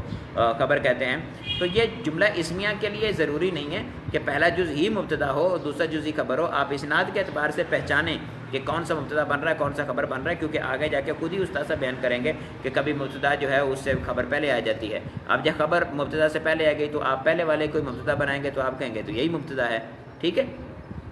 اس میں ہم پہچانیں گے کہ اس کی نسبت کی جا رہی ہے، اس کی طرف کی جا رہی ہے، لہٰذا یہ مبتدا ہے، یہ خبر بن رہا ہے۔ ہاں اگر کوئی قرینہ نہ ہو تو ہم پہلے کو مبتدا بنائیں گے دوسرے کو خبر بنائیں گے، جیسے جملہ فعلیہ کے اندر بھی ہوتا ہے نا کہ ہم نے کہا کہ عمومی طور پر تو فعل پہلے آتا ہے، پھر فاعل آتا ہے، پھر مفعول آتا ہے، لیکن کوئی ایسی صورت بن جاتی ہے ہمارے جملہ فعلیہ کے اندر کہ جس میں ہمیں یہ پتہ نہیں چل سکتا، نہ لفظی طور پر نہ معنوی طور پر کوئی قرینہ ہوتا ہے اس بات کا کہ یہ فاعل بن رہا ہے یہ مفعول بن رہا ہے، تو اس صورت کے اندر ہم کیا کرتے ہیں؟ اس صورت کے اندر ہم یوں کرتے ہیں کہ فاعل کو پہلے لانا واجب ہو جاتا ہے اور مفعول کو بعد میں لانا واجب ہو جاتا ہے، اور فعل کو پہلے لانا واجب ہو جاتا ہے تاکہ پتہ چل سکے یہ فاعل ہے یہ مفعول ہے۔ اس کے بعد کہہ رہے ہیں کہ مبتدا جملہ اسمیہ کے پہلے جز کو مبتدا یا مسند الیہ کہتے ہیں اور دوسرے جز کو مبتدا کی خبر یا مسند کہتے ہیں، جیسے اللہ وریج۔ مبتدا معرفہ یا نکرہ مخصوصہ ہوتا ہے اور خبر عموماً نکرہ ہوتی ہے، جیسے زید شاعر، طفل صغیر، جالس، ٹھیک ہے۔ اب یہاں پر پہلی مثال کے اندر زید شاعر ہے، زید شاعر میں زید مبتدا ہے اور شاعر اس کی خبر بن رہی ہے۔ طفل صغیر جالس، اس مثال کے اندر طفل جو ہے یہ طفل صغیر، طفل موصوف ہے اور صغیر صفت ہے، تو طفل مبتدا ہے تو یہ طفل جو ہے وہ نکرہ مخصوصہ بن گیا، کس وجہ سے کہ نکرہ کی نکرہ صفت آئی، نکرہ کی نکرہ صفت ہے تو نکرہ مخصوصہ بن جاتا ہے، نکرہ کی طرف مضاف ہو تو نکرہ مخصوصہ بن جاتا ہے۔ تو طفل صغیر موصوف صفت ہے، نکرہ کی نکرہ صفت آ رہی ہے تو اس صورت میں نکرہ مخصوصہ بن گیا، یہ مبتدا بن جائے گا اور جالس اس کی خبر بن جائے گی۔ اس کے بعد کہہ رہے ہیں کہ خبر اگر معرف باللام ہو تو کبھی مبتدا اور خبر کے درمیان مبتدا کے مطابق ایک ضمیر بھی آ جاتی ہے، جیسے اللہ الرزاق، اب اس مثال میں اس میں جلالت بھی معرفہ ہے اور الرزاق جو ہے یہ بھی معرفہ ہے، تو اس کے درمیان ہوا کو لایا گیا تاکہ اس کے درمیان فاصلہ ہو جائے اور پتہ چلے کہ یہ موصوف صفت نہیں ہے بلکہ مبتدا اور خبر ہے، کیونکہ معرفہ دونوں ہوں اور دونوں حالت رفع میں بھی ہوں گے تو صفت کا صیغہ بھی ہے دوسرا، تو یہی سمجھ میں آئے گا کہ یہ تو موصوف صفت بن رہے ہیں، خبر ان کی کو بعد میں آئے گی تو یا پہلے آئے گی، تو اس وجہ سے درمیان میں ہوا لگایا گیا جس سے ڈفرینس ہو گیا، کیونکہ ضمیر جو ہوتی ہے نہ موصوف بنتی ہے نہ صفت بنتی ہے۔ 4 نمبر قاعدہ بیان کر رہے ہیں، کہتے ہیں کہ عموماً پہلے مبتدا آتا ہے پھر خبر آتی ہے جیسے خالد عالم، لیکن کبھی خبر مبتدا سے پہلے بھی آ جاتی ہے جیسے قائد بکر۔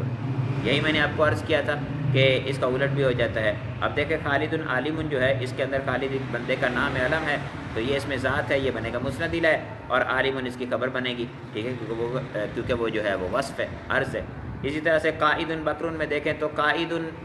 جو ہے وہ خبر ہے اور بکر جو ہے یہ خبر نہیں ہے، بکر مبتدا ہے۔ وجہ یہ ہے کہ قائد مبتدا نہیں بن سکتا، قائد ہے نکیرہ، ایک صفت ہے، ایک وصف ہے، اور بکر جو ہے یہ ایک ذات کا نام ہے، علم ہے، تو اس وجہ سے یہ معرفہ ہے، وہ نکیرہ ہے تو معرفہ کو مبتدا بنائیں گے، نکیرہ کو خبر بنائیں گے۔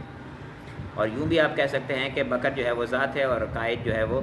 وصف ہے، تو وصف کو خبر بنائیں گے اور جو ذات ہے اس کو مبتدا بنائیں گے، کیونکہ مبتدا جو ہے وہ مسند الیہ ہوتا ہے اور اس میں ذات ہوتا ہے، اس کے ساتھ اس وصف کا قیام ہوتا ہے۔ فاعل اس میں اور نائب الفاعل کی طرح مبتدا اور خبر بھی ہمیشہ مرفوع ہوتے ہیں۔ خبر کبھی اچھا یہاں پر بھی ہوتا ہے،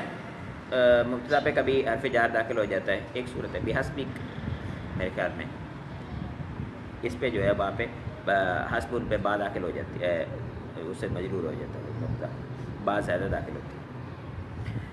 فاعل اور نائب الفاعل کی طرح مبتدا اور خبر بھی ہمیشہ مرفوع ہوتے ہیں۔ خبر کبھی مفرد کبھی جملہ کبھی جار مجرور ہوتی ہے۔ خبر اگر مفرد ہو تو مذکر مؤنث واحد مثنیٰ اور مجموع ہونے میں اس کا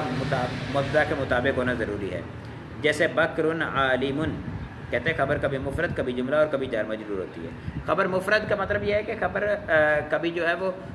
اس میں مشتق ہوتی ہے، جب اس میں مشتق ہو اس وقت مطابقت ضروری ہے، اگر اس میں مشتق نہ ہو تو مطابقت ضروری نہیں ہے۔ بکر عالم، ہند عالمۃ، الرجلان عالمان اور الامرأتان عالمتان۔ اب اس مثال میں پہلی میں مبتدا جو ہے وہ مذکر ہے تو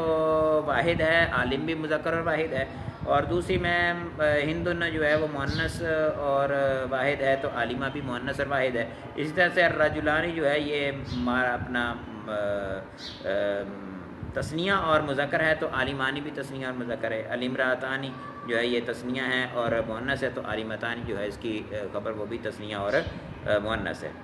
اس کے بعد فرما رہے ہیں خبر اگر جملہ ہو تو عموماً اس میں مبتدا کے مطابق ایک ضمیر ہوتی ہے، جیسے زید جاء۔ اب اس مثال کے اندر زید مبتدا ہے اور جاء اس کی خبر بن رہی ہے، اس کے اندر ہوا ضمیر ہے جو لوٹ رہی ہے زید کی طرف۔ ہند ذہبت، ہند جو ہے مبتدا ہے اور ذہبت جو ہے یہ خبر ہے، اس کے اندر یہ فعل ہے، اس کے اندر ہے یہ ضمیر، اس کا فاعل ہے، فعل اپنے فاعل سے مل کر جملہ فعلیہ ہو کر خبر بن رہا ہے۔ اسی طرح سے زید ہوا ذکی، اس مثال کے اندر زید مبتدا ہے، ہوا جو ہے مبتدا پھر مبتدا ہے اور ذکی اس کی خبر ہے، مبتدا اپنی خبر سے مل کر جملہ اسمیہ ہو کر یہ زید کی خبر بن رہا ہے اور اس میں ہوا جو ضمیر ہے وہ زید کے لیے زید کی طرف لوٹ رہی ہے۔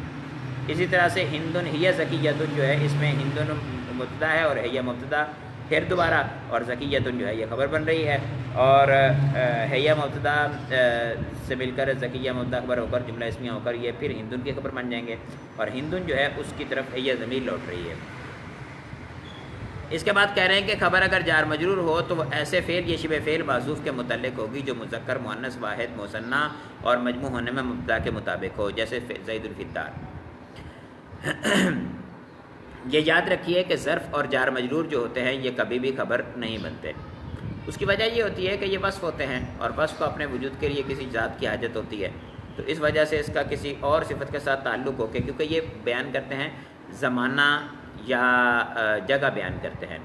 تو ظاہری بات ہے زمانہ یا جگہ جو ہے وہ کسی کام کے واقع ہونے کی بیان کی جائے گی نا، تو اس کام کو بھی ساتھ میں ذکر کرنا ضروری ہوتا ہے، اس وجہ سے اس کے ساتھ اس کے کسی متعلق کو بیان کرنا ضروری ہوتا ہے۔ لیکن اگر لفظ میں موجود ہو تو ٹھیک ہے، اگر لفظ میں موجود نہ ہو تو ہم مقدر نکالتے ہیں، تو اسی کی طرف اشارہ کرتے ہوئے فرما رہے ہیں کہ اگر اور خبر اگر جار مجرور ہو تو وہ ایسے فعل یا شبہ فعل محذوف کے متعلق ہوگی جو مذکر مؤنث واحد مثنیٰ اور مجموع ہونے میں مبتدا کے مطابق ہوگی۔ اب زید فی الدار ہے، اب زید فی الدار میں ہم موجود نکال لیں یا ثابت نکال لیں یا ثابتہ نکال لیں، باہر صورت جو ہے وہ زید کے مطابق ہوگی۔ اب زید جو ہے یہ واحد ہے، مذکر ہے، تو ہم یہاں پر زید ثابت فی الدار نکال سکتے ہیں، زید ثابت فی الدار نکال سکتے ہیں، زید موجود فی الدار نکال سکتے ہیں، زید ثابتا نہیں نکال سکتے، زید ثابتو نہیں نکال سکتے، ٹھیک ہے، جمع نہیں نکال سکتے، تسنیہ نہیں نکال سکتے۔ اسی طرح سے ثابتانی، ثابتتن اور ثابتون یہ ہم الفاظ نہیں نکال سکتے۔ اسی طرح سے موجودتن ہم نہیں نکال سکتے، موجودانی، موجودون یہ نہیں نکال سکتے، بلکہ زید کے مطابق ہی جو نکالیں گے وہ نکالیں گے، اور نکرہ نکالیں گے کیونکہ اس کو ہم نے خبر بنانا ہے۔ مبتدا اگر غیر عاقل کی یا مؤنث عاقل کی جمع مکسر ہو تو خبر واحد مؤنث یا جمع مؤنث آتی ہے، جیسے الجبال شامخات۔ اب مبتدا اگر غیر عاقل یعنی غیر ذوی العقول، اس کے بارے میں نے کل بھی بتایا تھا کہ غیر ذوی العقول سے مراد جو ہے وہ انسان، جن اور فرشتوں کے علاوہ جتنی بھی مخلوق ہے وہ ساری کی ساری غیر ذوی العقول ہے، اور انسان، جن اور فرشتے جو ہے ان کو ذوی العقول کہتے ہیں یعنی عاقل۔ مبتدا اگر غیر عاقل کی یا مؤنث عاقل کی جمع مکسر ہو، یا تو غیر عاقل کی ہو، اب وہ مذکر ہو یا مؤنث ہو، اور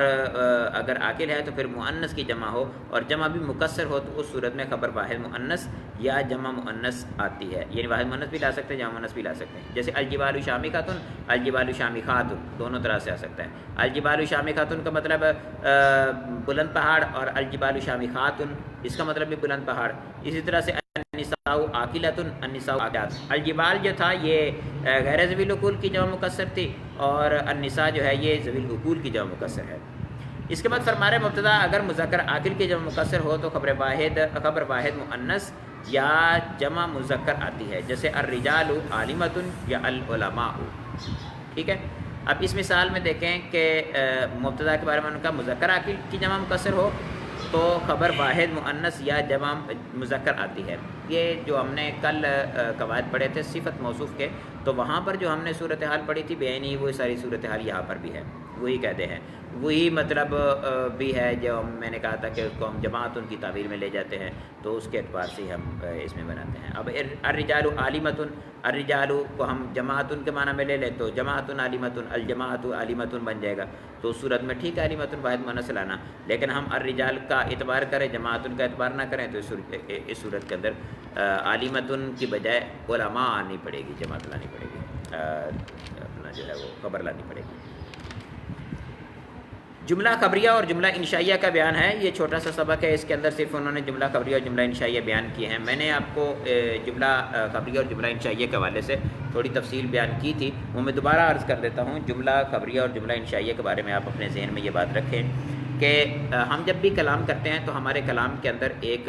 نسبت پائی جاتی ہے، اس کو نسبت کلامیہ کہتے ہیں۔ اس نسبت کلامیہ کا خارج کے ساتھ بھی تعلق ہوتا ہے، بعض اوقات ہوتا ہے اور بعض اوقات نہیں ہوتا۔ ہم مثال کے طور پر میں ابھی پڑھا رہا ہوں اور کوئی بندہ اس بات کی خبر دیتا ہے کہ میں پڑھا رہا ہوں، تو اس صورت میں وہ بندہ جو خبر دے رہا ہے اس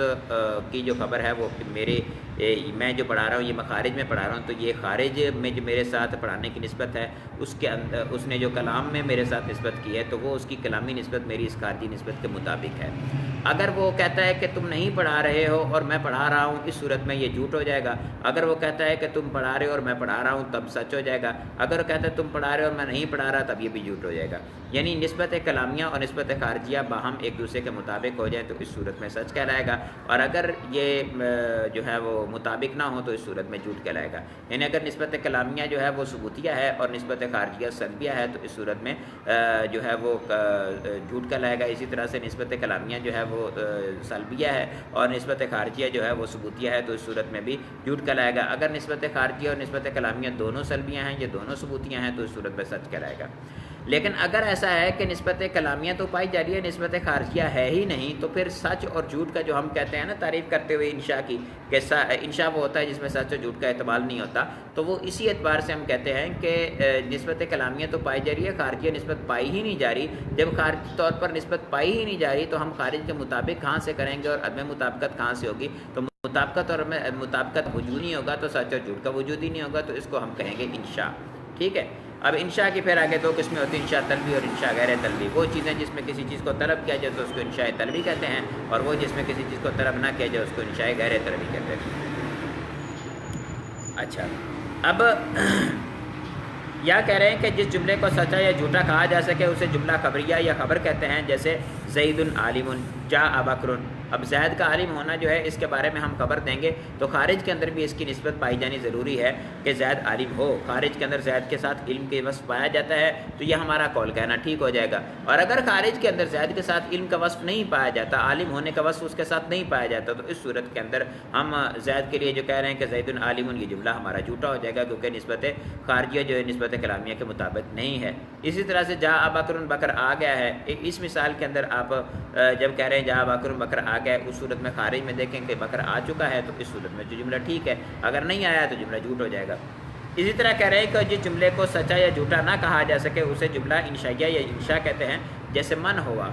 وہ کون ہے۔ اب بندہ کہتا ہے کہ من ہوا وہ کون ہے، یعنی اس کے ساتھ استفہام کی نسبت کی ہے ہم نے کہ وہ کون ہے۔ اب بندہ بتائے گا کہ یہ فلاں بندہ ہے تو پھر خارج کے اندر اس کے ذات کے ساتھ نسبت کسی چیز کی جائے گی۔ ابھی تو اس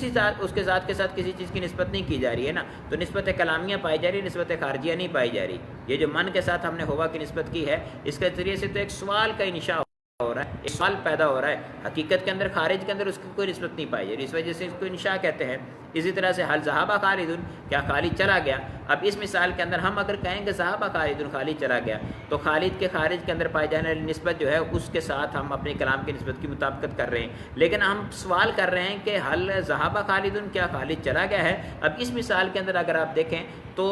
ہم اس کے ساتھ اس جو خارجی نسبت ہے اور جو ہماری کلامی نسبت ہے، اس کلامی نسبت کو اس کی خارجی نسبت کے ساتھ ہم مطابقت نہیں دے رہے، نہ ثبوت کے اعتبار سے نہ عدم ثبوت کے اعتبار سے، بلکہ ہم تو سوال کر رہے ہیں کہ کیا اس کے ساتھ ثابت ہے یا نہیں ہے۔ تو اس کا مطلب ہے ابھی خارج میں نسبت جو پائی جا رہی ہے اس کے ساتھ ہم مطابقت کے بارے میں سوال نہیں کر رہے، اس وجہ سے جو اس کے ساتھ مطابقت جو ہے اس کے بارے میں ہم خبر نہیں دے رہے، لہٰذا وہ خبر نہیں ہوگی بلکہ انشاء ہوگی۔ سوال پیدا ہو رہا ہے تو انشاء ہوگی۔ جملہ انشائیہ کا اقسام بیان کر رہے ہیں، کہتے ہیں جملہ انشائیہ کی کئی قسمیں ہیں، جن میں سے بعض یہاں پر چند قسمیں بیان کی انہوں نے۔ امر وہ جملہ کہ جس میں کسی کام کا حکم دیا جائے جیسے انصر، نہیں وہ جملہ جس میں کسی کام سے روکا جائے جیسے لا تکفر، استفہام وہ جملہ جس میں سوال کیا جائے جیسے اجاء زید۔ انصر کا مطلب تو مدد کر، لا تکفر کا مطلب تو مت مدد کر، اجاء زید کیا زید جو ہے وہ آیا ہے۔ تمنی وہ جملہ کہ جس میں کوئی آرزو کی گئی ہو جیسے لیت زید فازا، کاش زید جو ہے وہ کامیاب ہو جاتا۔ ترجی وہ جملہ کہ جس میں کوئی امید کی گئی ہو جیسے لعل زید جاء، شاید زید آ گیا ہے۔ اسی طرح سے عقود وہ جملہ کہ جس سے کوئی عقد کیا جائے جیسے بعتو یا نکحتو۔ اب بعتو یا نکحتو جیسے آپ دکان پہ جاتے ہیں یا نکاح ہوتا ہے تو اس کے اندر جب الفاظ کہے جاتے ہیں کہ فلاں بنت فلاں اتنے مہر کے ساتھ آپ کو قبول ہے، آپ کہتے ہیں جی مجھے قبول ہے۔ اب یہ جو سوال کر رہے ہیں کہ کیا آپ کو قبول ہے، یہ ہے ایجاب، اور آگے والا بندہ جو ہے وہ کہہ رہا ہے کہ جی مجھے قبول ہے، تو یہ خبر نہیں دے رہا، ٹھیک ہے، یہ اس عقد کا ایجاب کر رہا ہے، تو یہ انشاء ہے۔ نکاح ہو نہیں چکا جس کے بارے میں یہ خبر دے رہا ہے کہ جی مجھے وہ قبول تھی۔ اسی طرح سے قسم وہ جملہ کہ جس میں قسم کھائی جائے جیسے احلف باللہ میں اللہ تعالیٰ کی قسم کھاتا ہوں۔ دعا وہ جملہ کہ جس میں دعا کی گئی ہو جیسے یرحمون اللہ، اللہ عز و جل ہم پر رحم فرمائے۔ نوٹ کہتے ہیں جملہ انشائیہ کے علاوہ ہر جملہ خبریہ ہوتا ہے۔ ہمارے اسباق ختم ہو گئے، حروف جارہ کا سبق انشاءاللہ کل پڑھیں گے۔ معرب مبنی ہے، پھر اس کے بعد معرب مبنی کے اقسام ہیں اور ضمائر کا بیان ہے، انشاءاللہ 4 ہی پڑھ لیں گے ہم کل۔ آسان ہے سبق، مشکل نہیں ہے۔ سوالات ہے تو سوالات کیجئے۔ آج تو ہمارے ویور جو ہے وہ کم ہو گئے ہیں، 3 ہی آئے ہیں، گرمی پڑ رہی ہے اس وجہ سے۔ یہ واللہ علم کیا مسئلہ ہے، کل کی چھٹی کا اثر ہو گیا اس پہ۔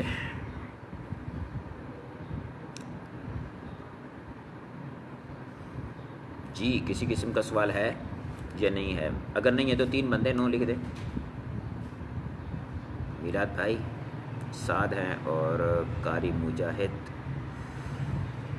باروی، قاری محمد مجاہد باروی۔ جی بہادر بھائی کل بغیر حاضر رہے ہیں جمعرات کو۔ کہہ رہے ہیں کہ مضارع معرب ہے لیکن جمع مؤنث غائب حاضر مبنی کیوں ہیں؟ مشابہت کی بنا پہ ان کو اعراب دیا تھا میں نے آپ کو یہ بتایا بھی تھا کہ جو افعال ہوتے ہیں ان کے اندر اصل اعراب اصل بنا ہوتی ہے، یعنی اصل میں مبنی ہوتے ہیں، تو وہ صیغے جو اس کے ساتھ مشابہت رکھتے ہیں اس میں فاعل کے ساتھ، تو ان کے اندر ان کو ہم نے معرب کر لیا، اور وہ صیغے جو معرب اسے مشابہت نہیں رکھتے ان کو مبنی رکھا ہوا ہے، تو اس وجہ سے مبنی ہے۔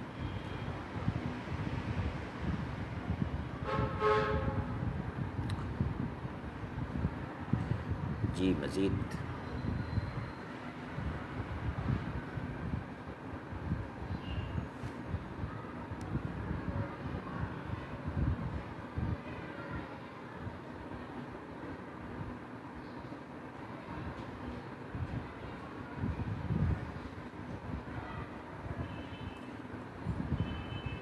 اس میں مشتقات نحو و صرف دونوں میں فرق بیان کرے۔ اس میں مشتقات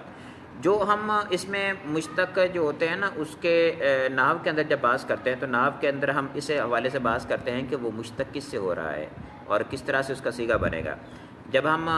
نحو کے اندر اس کی بحث کرتے ہیں تو اس میں یہ بحث نہیں کرتے کہ وہ مشتق کس سے ہوگا اور کس طرح کا اس کا صیغہ آئے گا۔ بعضوں کا ضمنی طور پر بتا دیا جاتا ہے لیکن اس کا نحو کے ساتھ تعلق نہیں ہوتا، وہ صرفی بحث ہے۔ نحو کے اندر اس بات سے بحث کی جاتی ہے کہ اس کے معمول کون کون سے ہوں گے، وہ کس کس کو رفع دے گا، کس کو نصب دے گا، اور عمل کس طرح سے ہوگا، مضاف کی صورت میں ہوگا یا مضاف کے بغیر ہوگا، جملہ کون سا بنے گا، مرکب ناقص ہوگا یا مرکب تام ہوگا وغیرہ، ان چیزوں کی بحث وہاں پر کی جاتی ہے۔ شہزاد بھائی جی کہتے ہیں سر جی اگر مستقبل میں کوئی خواہش کی جائے تو اس کے لیے بھی لعلہ لگائیں گے؟ مستقبل میں ہی خواہش کی جاتی ہے، یعنی مستقبل میں کاش ایسا ہو جائے، مستقبل میں ہی تو کی جاتی ہے، لیکن لیتا لگایا جاتا ہے، لعلہ شاید کے معنی کے لیے لگایا جاتا ہے، خواہش کے لیے لعلہ نہیں لگاتے، لیتا لگاتے تمنی کے لیے۔ یہ تمنی ہوتی ہے نا، مستقبل میں خواہش تمنی ہوتی ہے، اور تمنی جو ہے اس کے لیے لیتا لگتا ہے، لعلہ نہیں لگتا۔ لعلہ جو ہوتا ہے یہ ترجی کے لیے لگتا ہے، امید کے لیے لگتا ہے۔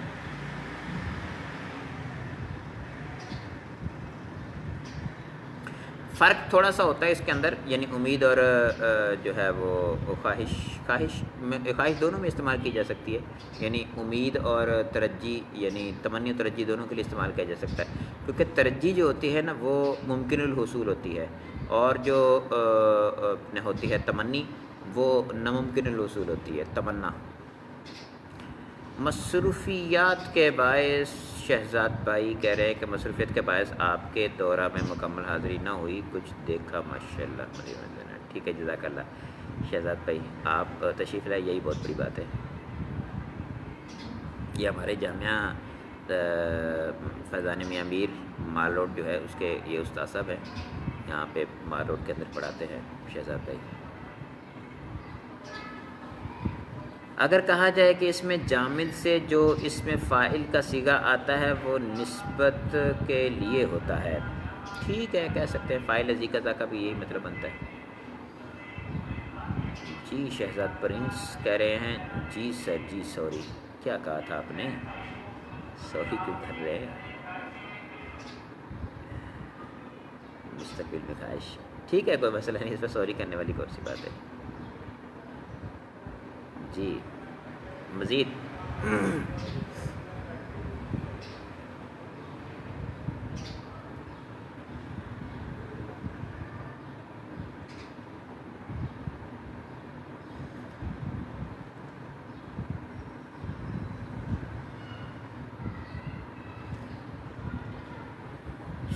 سعد بھائی کہہ رہے ہیں کہ جا یہم ہوا زید عالم، اس میں ہم ضمیر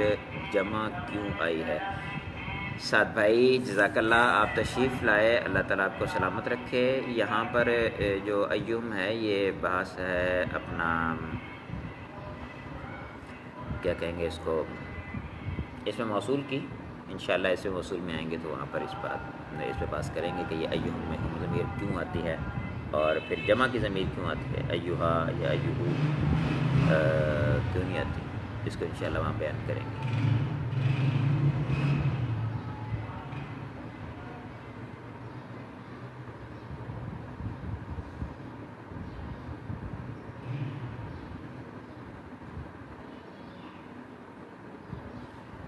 جی مزید اچھا ویورشپ جو ہے وہ 3 شو ہو رہی ہے، لیکن افراد جو ہے وہ سوالہ زیادہ کر رہے ہیں، پتہ نہیں شاید میں جو فیس بک پہ شیئر ہونے کی وجہ سے وہاں پر جو لوگ دیکھتے ہیں وہ یہاں پر شو نہیں ہوتی ان کی تعداد، یہ جو پیج سے ڈائریکٹ دیکھ رہے ہیں شاید 3 وہ ہے۔